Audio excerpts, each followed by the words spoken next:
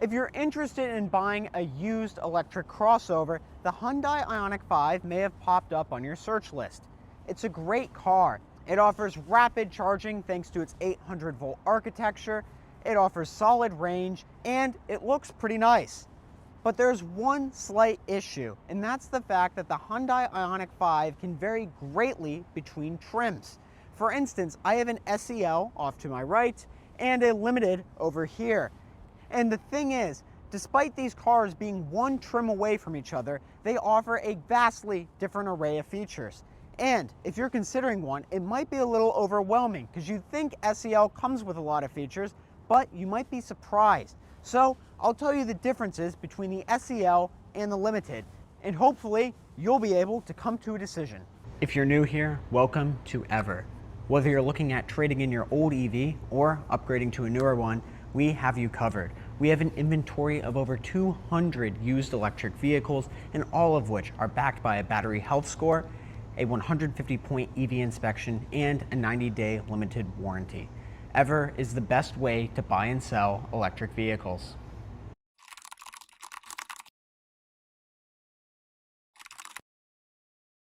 So first off, how do we know from the exterior that we're looking at an SEL or a Limited? Well, first off, if we have an SE or even an SEL, both these vehicles will have plastic around the window trim. There's also plastic on the Limited, but it's shiny. This is rough plastic.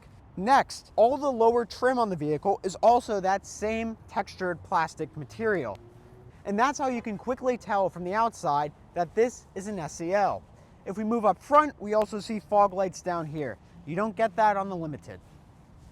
When we move over to the Limited, we'll see that we have this interesting aluminum brushed metal looking trim down here. This is also plastic, but it definitely looks a lot nicer. We also have nice window trim around here. This is shiny black plastic, which kind of blends in better with the windows. The other thing is the Limited will have a glass roof. So if you see one with a glass roof, you know you're looking at a Limited. Both the SEL and the Limited come with 19-inch wheels. Now I know what you're thinking. There's 20-inch wheels on the Limited. That is correct, but you only get the 20-inch wheels on the Limited if you get an all-wheel drive model. If you get rear-wheel drive like this, you get the exact same wheels. And every trim of the IONIQ 5 will have automatic popping out door handles. What's funny is on the Kia EV6, you need a GT line to have these automatic door handles. Interesting. Both the SEL and the Limited trim of the IONIQ 5 come with a power tailgate. That's very convenient. Both the IONIQ 5 SEL and Limited have a power operated charge port. You can have V to L, which is vehicle to load. So if we had the adapter, what we could do is we could plug the adapter into this J1772 port, and then on the other end, there would be a traditional 110-volt outlet. Therefore, you can use this car to possibly even charge another EV at up to 1.8 kilowatts. You could easily use that to power camping equipment or other stuff like a TV when you're tailgating. The real differences begin when you get inside of the IONIQ 5 SEL. First off, we have cloth seats. That's surprising for an SEL model that was around $50,000 brand new. Second off, there are no AC vents in the back of this car. This is a 2024 model year, and in the 2024 model year compared to 2023 and 2022, the SEL got rid of the leatherette seats, they traded them out for cloth seats, and they also got rid of these AC vents back here. Also, you get two USB-A ports. So once again, this is a 2024 model year car, and you have two USB-A ports, no AC vents, and cloth seats. It's a little depressing back here.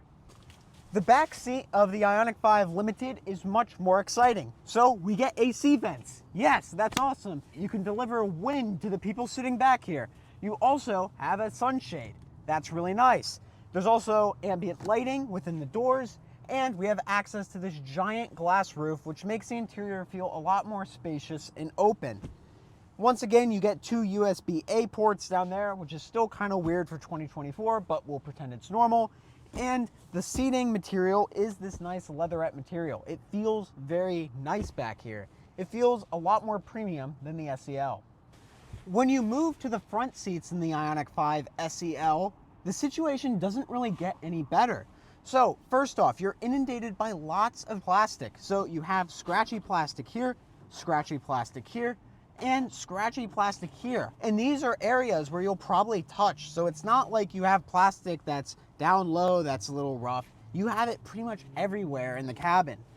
You also have 2 cup holders up front and 3 USB-A ports. And as you can see down here, these seats are manual. So the passenger seats in the IONIQ 5 SEL are manual and cloth. Once again, for a sticker price that was nearly $50,000. However, these cloth seats are heated up front, so it's not all terrible.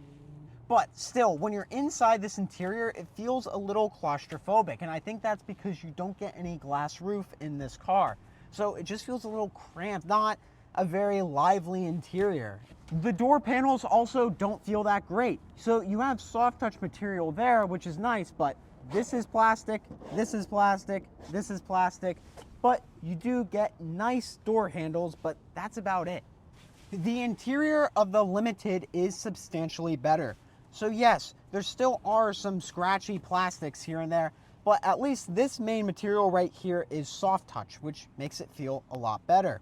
And it feels a lot more spacious and airy inside of here. It's actually a really nice place to be. And another cool thing about this interior is in our center console, there's actually a little lever here that we can grab and we can move this backward and forward.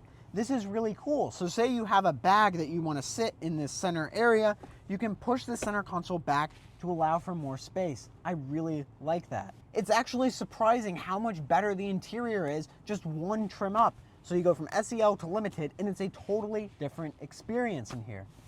The door panel on the Limited is also much better than the SEL. So instead of plastic here, we have a more soft touch material, which is a lot nicer to feel. You also have soft touch here, and you have this cool pattern down here. There still is that cheap plastic on this lower part, but at least everything within arm's reach is going to be a soft touch material. Moving to the front seats, we can talk about technology. So when you turn on the car, it's going to be a very similar experience to the Limited. You also have a nice leather wrap steering wheel, which genuinely feels pretty comfortable. I like it a lot. You also have power operated seats with power lumbar down here, which is a nice touch. As for safety features, this car has Hyundai Driving Assistant, which will effectively steer itself in the lane on the highway and use adaptive cruise control to keep yourself a safe distance from the car ahead of you.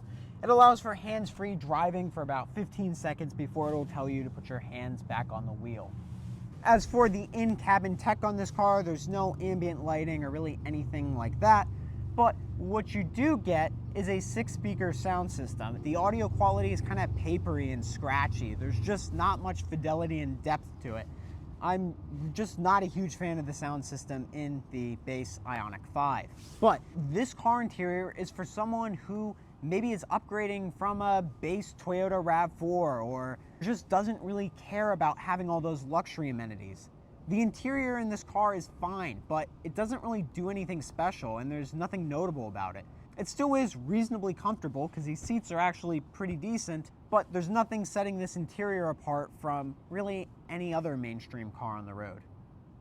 The Limited interior gets so much better. So first off, we have an 8-speaker Bose sound system. It's pretty decent. It certainly packs a way bigger punch than the 6-speaker sound system in the SEL. Second off, once again, ventilated seats up front, and we also have a relaxation mode. The seat can recline back incredibly far. So if you need to take a nap, it's so easy in this car because I can lay down, look up at the glass roof, and it's honestly just such a nice interior to be in. Given this is the Limited model, we also have memory seats, which is a really cool feature, and we get a few extras through the infotainment system. So this still has Hyundai Driving Assistant, but this version can do lane changes, which is a really nice feature. And another feature that you do get, this is really awesome, you have a digital rear view mirror. So you can use a regular mirror, lame, or you can flip this button back like so, and our rear view mirror turns into a screen and we have a very high definition look at the traffic behind us. Another camera-based feature that this car has is the 360 camera. This is also a cool feature.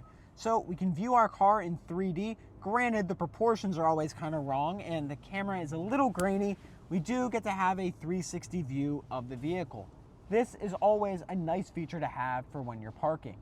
And speaking of tech, there's also a heads-up display in here, and this car has remote parking from the key. It's called Smart Park, and the car can drive forward and backward from just the key.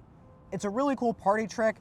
How functional is it in real world scenarios? I don't know. Maybe if you're washing the car in the driveway, you can move it forward or backward to get the wheels, but it still is a cool feature to have from the key alone.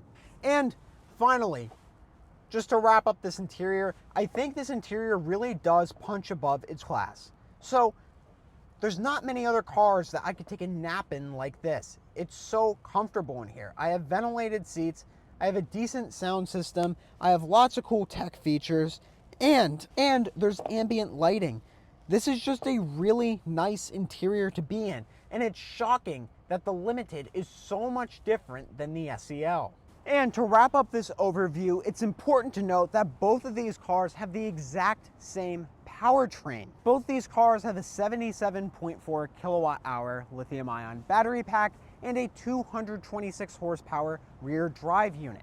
These cars perform exactly the same on the road. You have the same charging speeds, same performance, acceleration, everything. And the only thing that's different is the exterior and interior garnishes these vehicles have. And I think what this overview comes down to is, are you willing to spend the extra money on the used Limited? Used Limiteds tend to be around a few $1,000s more than the SELs, and that's a question you have to ask yourself. Is it worth it to spend that more money to get a fundamentally nicer and better interior and exterior? I think if you care about features like a sound system, glass roof, and you just want a nicer, more pleasant interior to be in, I think the Limited is for you. If you're someone who isn't really bothered by those extra additionals, the SEL might be a fine vehicle for you. But if you care about those nice additionals, the Limited is for you. Thank you for watching.